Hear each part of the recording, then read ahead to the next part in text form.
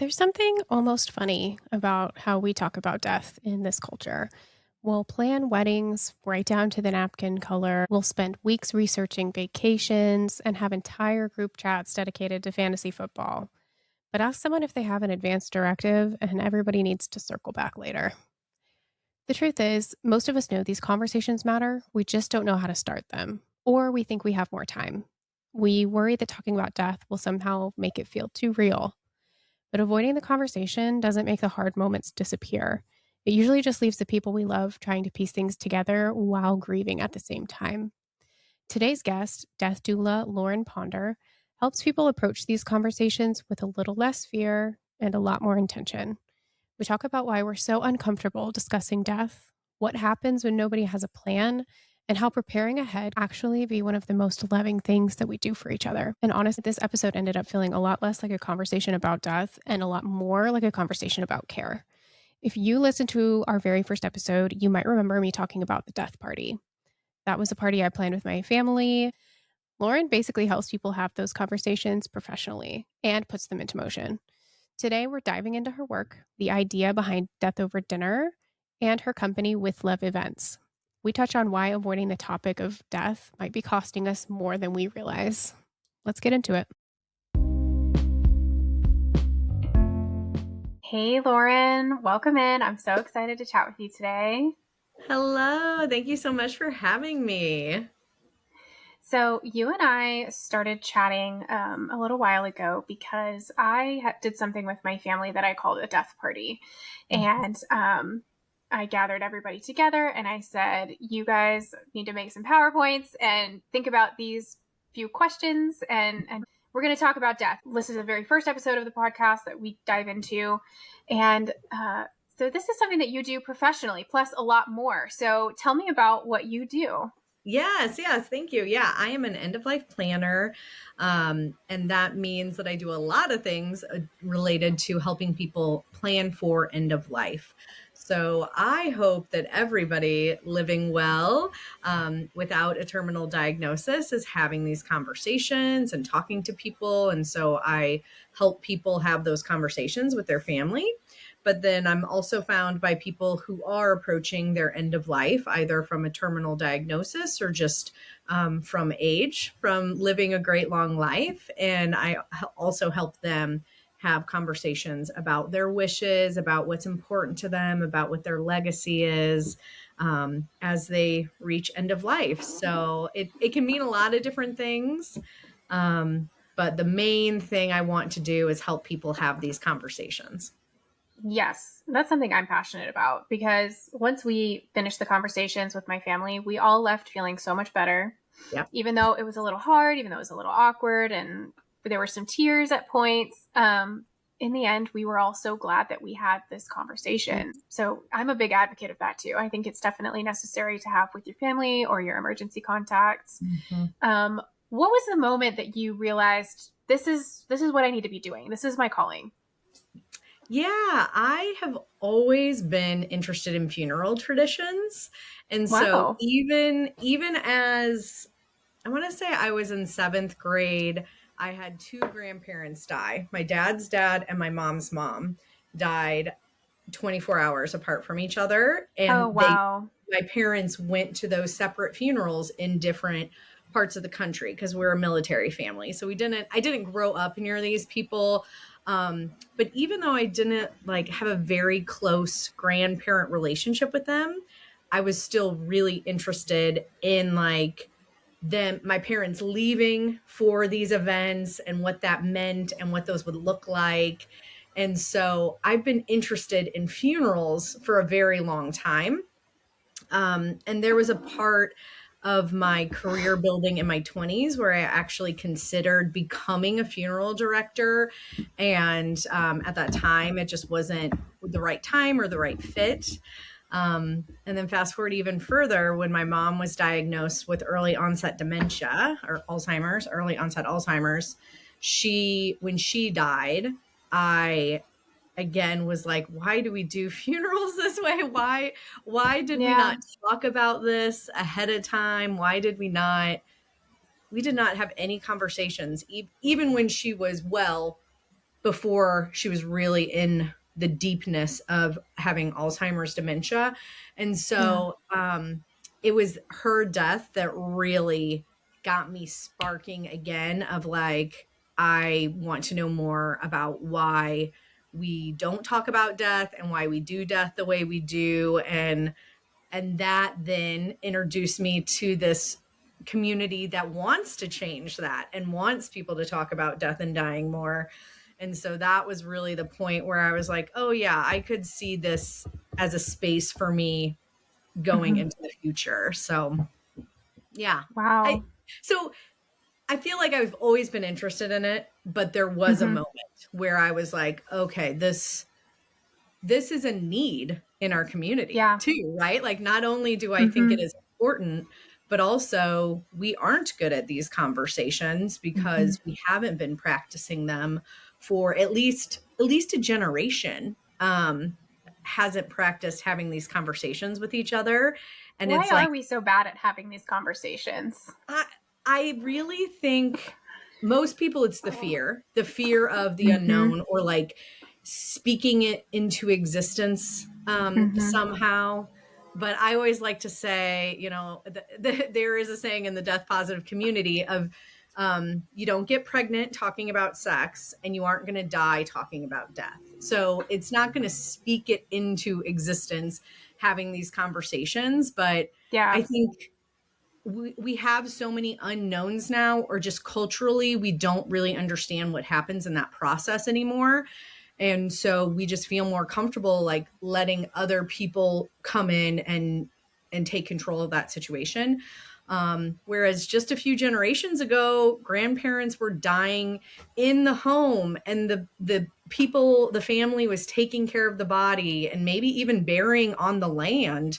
And it happened in my mind pretty quickly, where all of a sudden we have like no idea what dying looks like. We are scared of it. We don't want to talk about it. Like we're just push away. So I think we're going to swing back. I think we're swinging back. I think people are interested in talking about it. And the more that people are like, oh yeah, I'm comfortable talking about this, let's talk about it. The better we get culturally talking to each other about it. Has working in this space changed your relationship or thoughts about death? Yeah. Oh yeah, absolutely. I mean, there's new things I'm still learning all the time. And every conversation I have with someone as an end of life planner, as a death doula, I am always coming in wanting to know where they're at and what their hopes and thoughts and desires are. So it has really taught me about active listening and just like hearing what other people are saying. I do give resources. I do maybe give some soft suggestions, but really my role is to help them find their right path to make their wishes what happens hopefully for their end of life. And so I'm learning all the time from other people and other in the experiences, like getting these one-on-one experiences with these people. I'm still learning what a good death can mean. What does it mean to each of these individuals? And it really is an individual process, what it means to have a good death.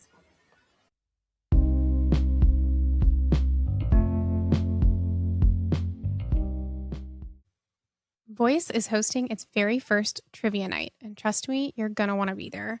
Join us on July 24th at 6 p.m. for a decades-themed night full of trivia and a little friendly competition.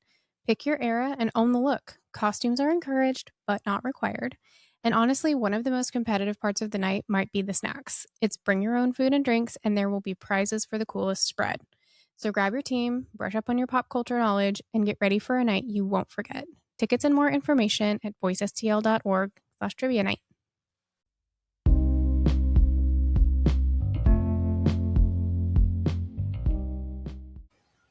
I'm curious what kind of people you're usually working with and what kind of people should be talking to you. Yeah, I do find that the primary stereotype of who finds me right now are women, right? Who are the caregivers, maybe, right? Makes sense. Right. So women tend to find me.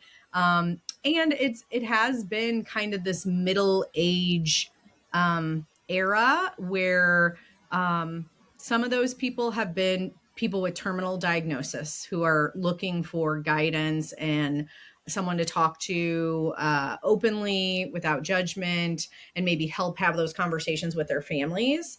So that's one end. Or it tends to be people who've experienced a loss recently and they are trying to plan a celebration of life that is unique to their person. Maybe they don't have a church they go to, so they're looking for that extra help in really the logistics and like the coordinating and running the show that day so that they can just be present at a celebration of life versus having to be the event planner at the celebration of life. So that's primarily where people find me. That they either want to have a conversation and nobody wants to have a conversation with them, or the death has already happened and they want another person to help with organizing and giving resources for what comes next. What are some of the unique things that you help people plan when, juxtaposed against a traditional funeral? Yeah, I love talking about the fun things that might feel unique to the person. So one client I had, when we were talking on the phone beforehand, they were like, this may sound odd, but she really loved Taylor Swift. We were hoping we could like fit that into the theme somehow. And I was like, yes, please. Like I would love to fit that into the theme somehow. So yeah, we did. We threw a celebration of life that was sparkly and asked people to, like dress fun and bright. And we had fun music playing and we still had moments where people shared stories. It's not immune to grief, right? That doesn't mean your grief isn't going to be there. So it was still honoring a person's life, telling stories, sharing remembrances. But the overall theme of the event was lighter, and it's okay to also tell these fun stories about each other, and the bright things you remember, and not only grieving in that moment. So that was one of the more fun ones. But I love when my clients come to me and already have an idea of a takeaway. Like I think that's a fun way that a lot of people feel included in a celebration of life, is something that the guests can leave with. So like I just attended one where they handed out bookmarks from the person's collection. Oh, wow. The one client I had, the mom like carved initials into stones and then asked everybody to take those stones on a hike and like place them in places that they went on hikes. And I thought that was such a lovely one. And that was like, that's really cool. Yeah. And it was therapeutic for the mom as well to have this project, this hands-on, I'm doing this work. And so it's also part of my job to like make sure in those instances the family doesn't take on too much, right?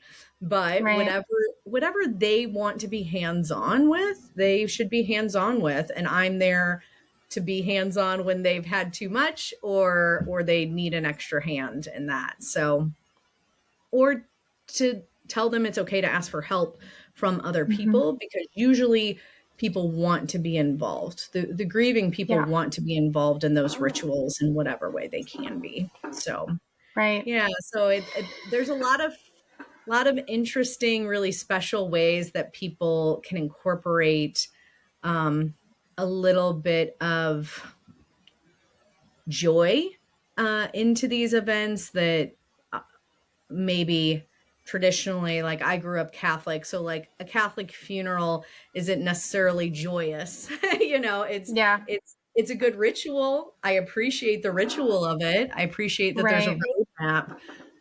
But even then, I actually think the Catholic churches I have worked with around here are very open to hearing what the people want. But we're not great at those conversations, and we're not great at asking for what we want. And so that is why I'll go back. I think part of your question was, when should people find me? Way sooner. I want every legal adult to have a couple things in place. And one of them is just making your general wishes. You don't have to have everything thought through, but your general wishes told to the people who matter to you, you know? So I want everybody talking about this, but that's not who finds me right now. Down the line, maybe, you know? Yes. Hopefully soon. I had a friend whose grandfather passed away, and the family discovered after he passed away that he had prearranged his funeral. He had paid for a venue, and he had paid for an open bar. And it was just a big party. He wanted everybody to come and get drunk and have fun, and they did. And I was like, that is the coolest thing I have ever heard. Love it. I love that. Love it. I mean, taking that bit of guesswork out of what do I do next? Like when someone dies, there is so many things to decide, overwhelming amount of things to decide. So having a venue and an open bar, that's 2 less things that you don't have to decide or say, do I have the budget for this? I think that's a lot. Yeah. That's another reason why people have a really hard time when someone dies, because if nothing's been expressed and nothing has been prearranged, which is fine, then you're in this moment of grief and you're saying, well, do I get the $500 urn or do I get the $5,000 urn because that's how much my mom meant to me. So I should get this $5,000 one, right? And it's like, well, no, not necessarily. Like, you don't have to. But in grief, we often make those decisions based on other things our society, our culture tells us about these things, right? And that's not true. You know, it's simply not true. And there's a lot of creative ways to do really special things for people without spending a lot of money. But right now, the average cost of a funeral is like $15,000. I mean, that's a chunk of money that a lot of people do not have. And so, so there's a lot of ways to not spend $15,000, but you got to have a conversation ahead of time to make those decisions easier and not just be like, yeah, whatever, because I'm grieving. I don't want to make this decision and we're supposed to do this, right? So tell me what we're supposed to do and send me a bill, you know? Yeah, I can imagine. A person in grief is going to lean heavily on the funeral home, and sometimes they aren't great people. Not all of them, but I think in the industry, there are some that will absolutely take advantage of that. And that's very unfortunate. Right. And that is why certain laws exist now. And so a lot of what I do as well is educating people on things like that. So like funeral homes, I love the funeral homes I've worked with here in St. Louis. I feel like we have a great area, but also there have been bad actors out there. And so funeral homes have to give you their price in black and white print. They have to give you a list of like, here's what everything costs so that you can make your decision based on the budget at hand. And you can call funeral homes ahead of time. So like today, healthy me can call and be like, there's 2 or 3 funeral homes. I would just like to know what their prices are. They have to be able to provide me with their price list, even though I'm not going to buy anything from them right now today.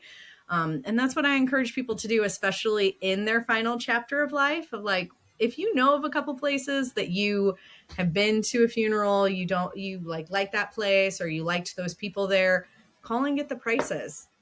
They might have double. This funeral home might be double what this one is. And that's crazy, but they have to disclose, they have to tell you up front what their prices are.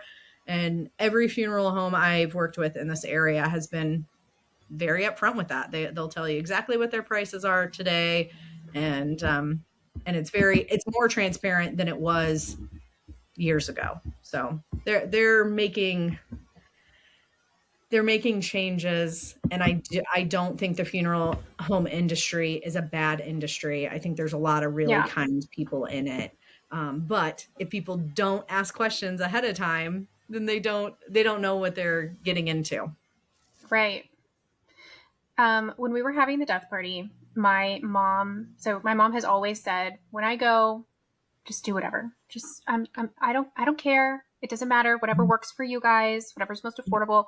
And she's trying to be unproblematic, right? She's trying to make it easy for us. But before the party, I told her, I was like, Mom, that's not unproblematic. That actually puts a lot of pressure on us to try and figure out what to do and what you would want. And so she took that to heart, and she ended up coming up with a really beautiful way that what she wants us to do with her ashes, and really beautiful. So talk about planning as sort of a gift to the people that are close to you.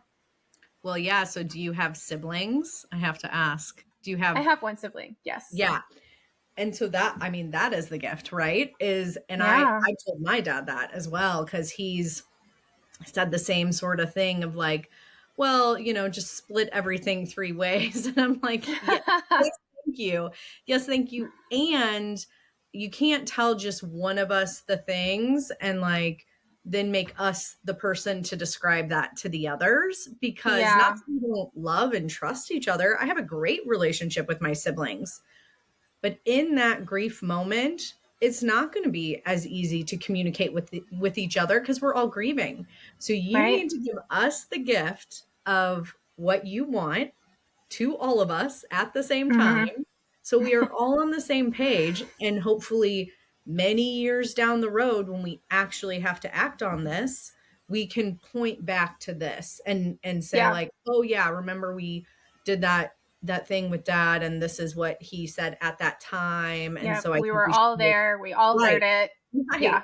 Right. And so, yes, it's the greatest gift. And that is part of the reason why I really advocate for every adult, every 18-year-old and up should have some sort of wishes laid out and shared, and having the conversation with their family as that gift to them.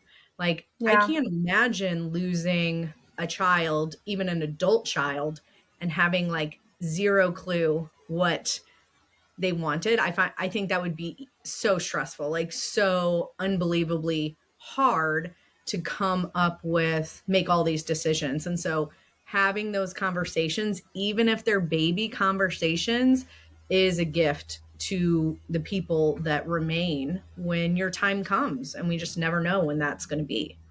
Right. I agree. And I think part of what led me to have this death party is I realized my brother and I are both single.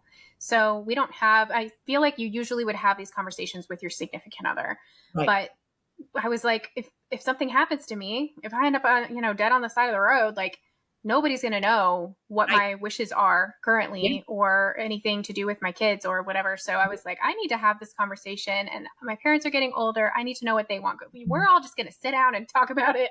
Right. Yeah. Yeah. And so did you have a moment, or did you have an event that triggered for you, or is it just the work that you did? Like, or did you hear about a death over dinner, No, it was just starting to work in this industry. It was when I started working at Voice and started attending education sessions about, long-term care. And then that leads to questions of finances, and then questions of, well, what happens when you die? And realizing that there are a lot of things that need to be in place and conversations that need to be had. And that's when I sort of thought about where the gaps are in my own personal life. And so, but yeah, I had never heard of, so the death party is something I just came up with and did for my family. I'd never heard of death over dinner. So talk about that a little bit. Oh, yes. Death over dinner. So that is a free resource online, and you can go to their website and plug in like, who do you want to invite to dinner? So it could be friends, it could be family, it could be a church group, right?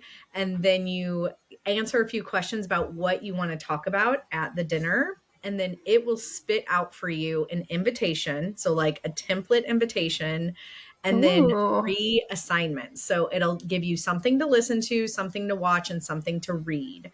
And so you basically send your guests this invitation with the homework in it, and then invite them to dinner. And so, you have the food, you're offering them some food to come have these conversations with you, and you're giving them a starting point of like, these are the things I want to talk about, so that they aren't coming in blind to it. Right.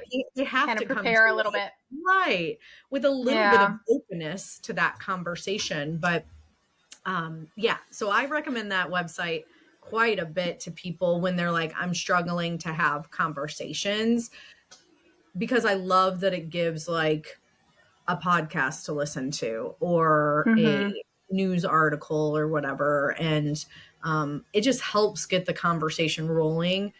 Here's the thing, you're not going to solve all things in one dinner, you know? So it really Right. is something that like you have to continue to just be open to having these conversations with each other often, and like when things change, and send updates. I look at I pre-wrote out my celebration of life, and I look at it around my birthday each year just to confirm Wow. like, yeah, this still means something to me, and this still makes sense. And yeah, and I want to add this or take this away, whatever it may be. So yeah, you got to That's really cool.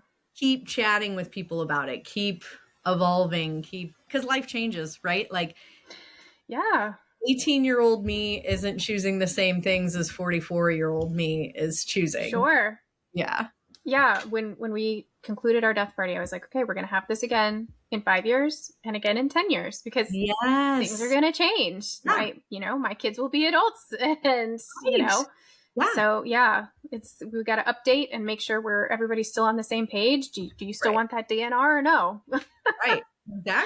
Exactly. And there's just so many ways the conversation can go, because you mentioned as well, like there's a financial piece that's way different. There's like a final wishes that's different. There's, if I can't speak for myself medically, what do I want? So there's so many routes and so much information, but that is why it's a gift. Even having those conversations every 5 years is a huge gift to say like, oh yeah, and now this is in play too, whatever it may be, Right. Kids, new spouse, new whatever, Yeah. Yeah. What is a moment that has really stuck with you? Yeah, I had a client that I was able to have a really special moment with, where she was she was an atheist. So she was like, I believe there's nothing after.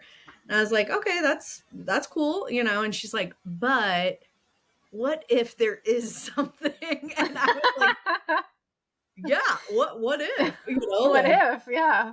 I don't know the answer to that. Like, yeah, what if? And she was one of my clients who had a terminal diagnosis. And so in our meeting, she's like, I get to find out. And I was like, yeah, you get to find out, like, so we'll see, try to let us know if you, Yeah. if you have some way of letting us know.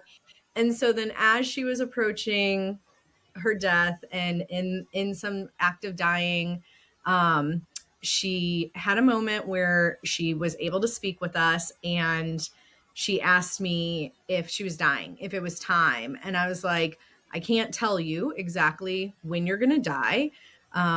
But these are steps towards death, and you're, that seems to be what's happening, but I don't know for sure. No one will ever be able to tell you for sure. And she paused, and then I said to her, and if it is, you get to find out. You get to find out the thing, And she smiled, and she was like, yeah, I get to find out. And I was like, yep, it's going to be whatever it is, you're going to get to find out. So that's the next thing, And so that was a really special moment with her and her partner. They are just a lovely couple. And her partner has died now too. And so I like to think of them together in whatever, if there's anything, again, I don't try to claim to anybody of like, this is what you should believe, or this is what happens. I don't know. And I think whatever you believe and makes you feel at peace is the perfect thing to make you feel at peace.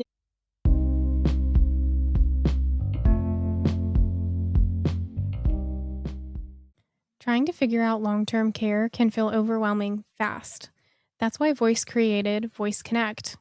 Voice Connect is a free support and information line designed to help older adults, caregivers, and families navigate long term care with real guidance from real people who understand the system. Whether you're planning ahead, facing a sudden decision, or just trying to understand your options, Voice Connect is here to help you connect with information, resources, and support. For all the info you need, call 314 919 2403 today.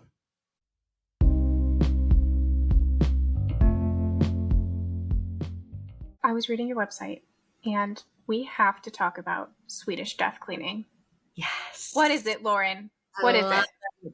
I love Swedish death cleaning. So I am also a type A person who likes to clean out her closets every year and pulls out. So I know I'm a little bit of that organizing person anyways, having that organizing bug, but Swedish death cleaning is a real thing, and I did not make it up, and it is a Swedish thing. So the term is dostandig, which is death cleaning in Swedish.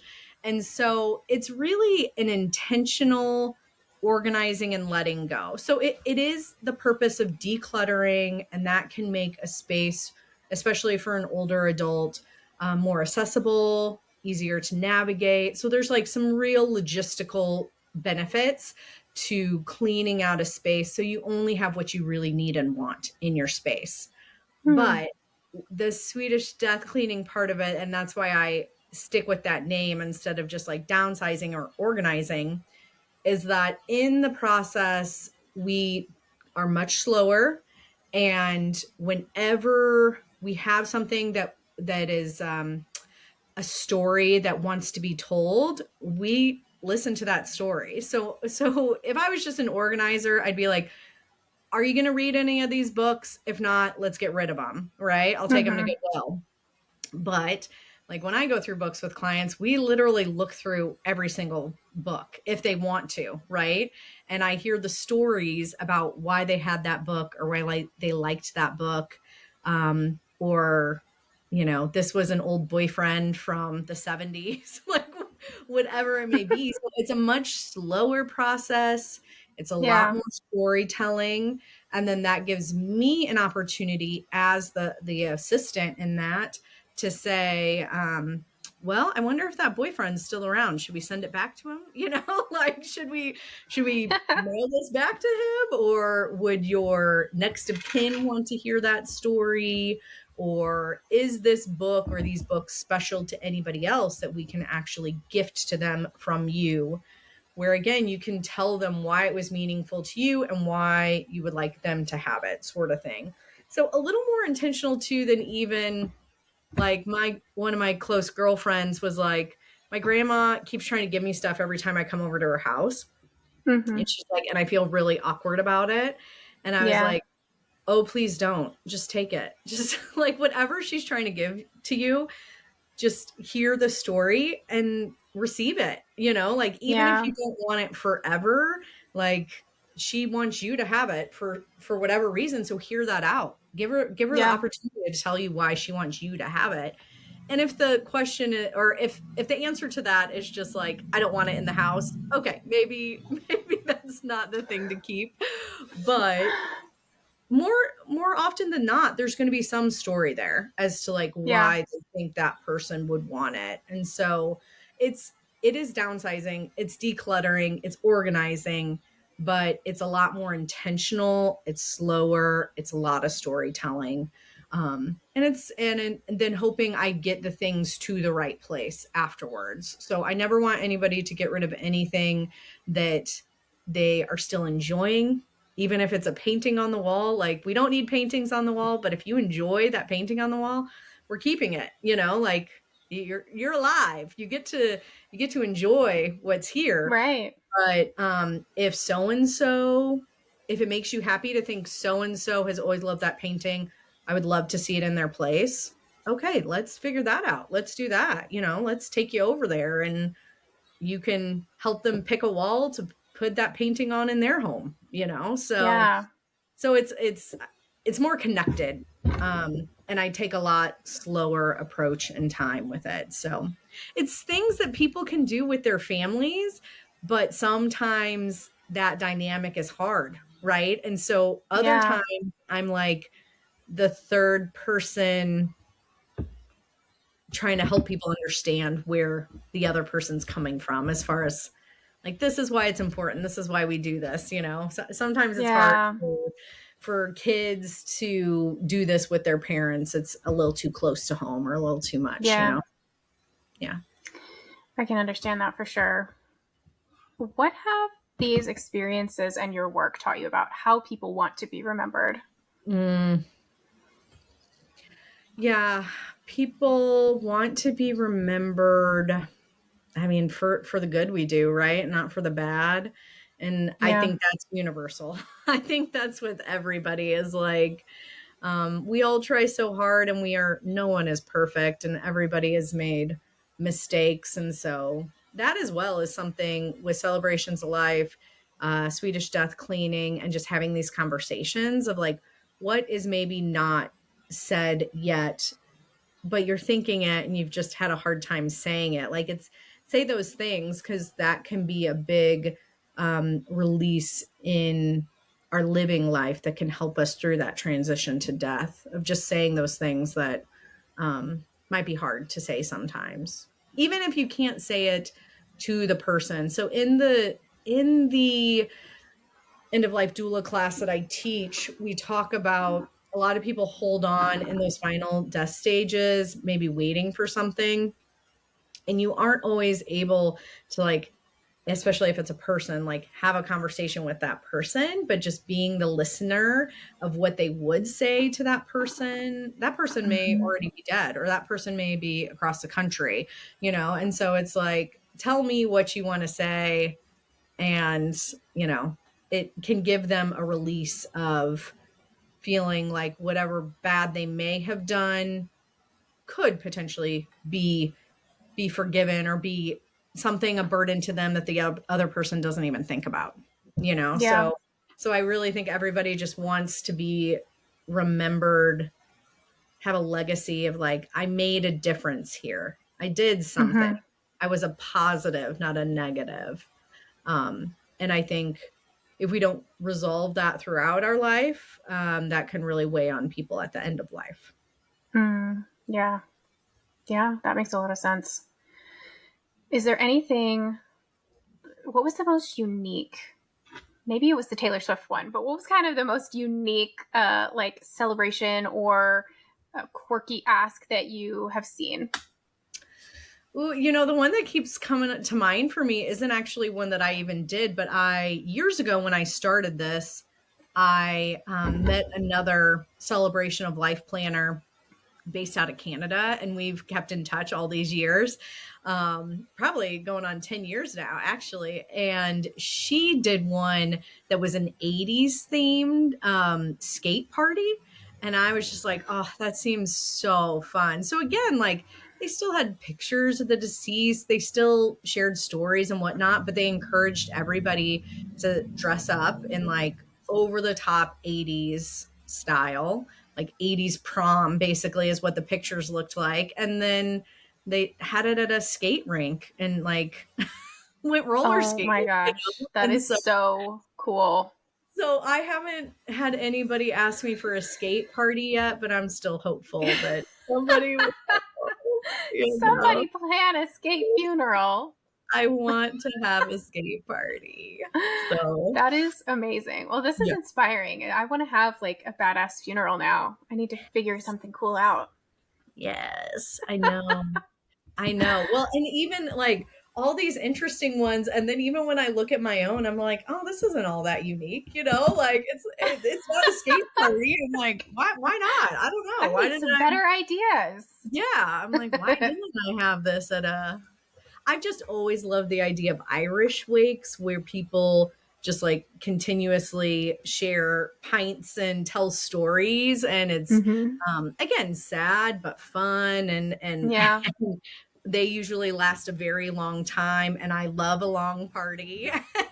and so, you know, I've just always been like, you know, like an Irish wake, just like hang out all day, people come and go, and, you know, pass a microphone every once in a while. Sounds like a fun time, but there's so many things really cool. people can do. So I think that's really cool. I think it sort of creates space for all of the emotions, right? Like you're celebrating, you're having fun, you're laughing, you're also crying and commiserating. Right. So Irish funerals, and it also makes me think of sitting Shiva.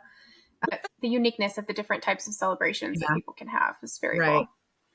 It really is. There's just so many options, and it's just so important to talk about it before you're grieving, because then, you know, in the moment, you just don't have the same capacity to ask for what you need or want, or work with each other. I actually did put into my plan a message to my friends of like, come visit. If just me who died and I have a husband and kids, I was like, please just invite yourself over to David's. Like, don't wait for him to invite you over. He's not going to. Just come over to the house and like be there, you know, just be there, like bring food, I guess, but just like, you know, no pressure, like just be there, you know? And so I hope they do that, you know, but I don't know. It's a wild ride, and there's just so many things that you're asked to do when you're grieving. And so having conversations with people is just what I say over and over and over again. And there's so many resources out there. There's the Death Over Dinner website. There's the death decks, which are conversation cards that help you get, you know, just ask each other lighter questions. Some are heavier, some are lighter, but again, just starting the conversation. And there's a couple different now that people have shared with me. So there's lots of different conversation cards you can do. Even just bringing up like pop culture stuff. Like there was a death doula on The Pit. So many people sent me that. Nicole Kidman is like, I think death doulas are great and I want to become one. People sent me that all day long and I love it, you know? So now people know they can reach out to me when they just want to talk about it, because for so long we have not been a culture that is like acceptable dinner time conversation. Like, we don't talk about our money and we don't talk about death, you know, like we can gossip about other people, but we can't talk about our wishes. Maybe. So I think the culture is shifting in it. And then there's resources that people can use to like help make that a little bit easier.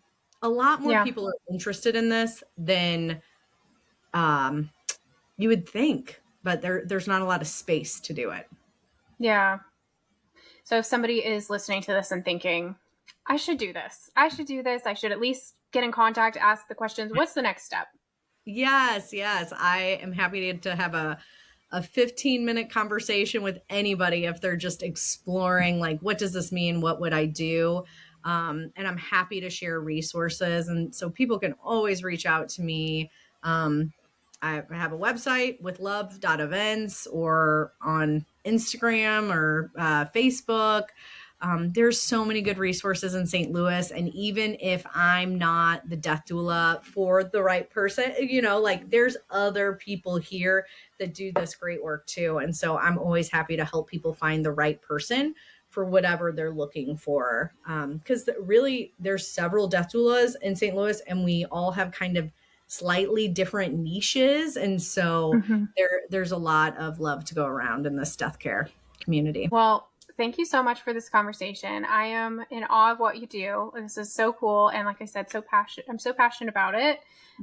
It's been really good for my family. So I really hope to encourage people who are listening to start having these conversations, have a death over dinner, make some slideshows. Right. Yes. Yeah.